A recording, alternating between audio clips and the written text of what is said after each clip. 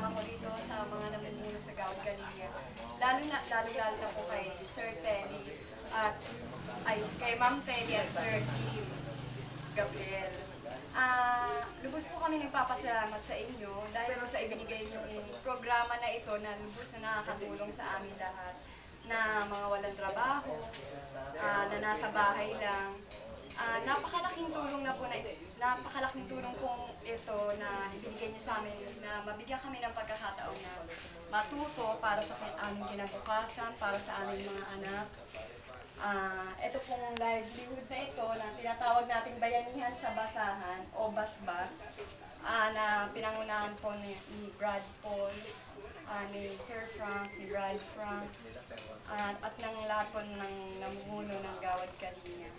Maraming salamat po sa inyong Sir, Ma'am. Napakalaking tulong po talaga. Sana po, wag po kayong magsawang tumulong at ibigay ang inyong suporta sa mga katulad po namin mga magulang na walang trabaho at pinagkakakitaan. Napakalaking tulong na po itong binigay niyo sa amin. Maraming salamat po.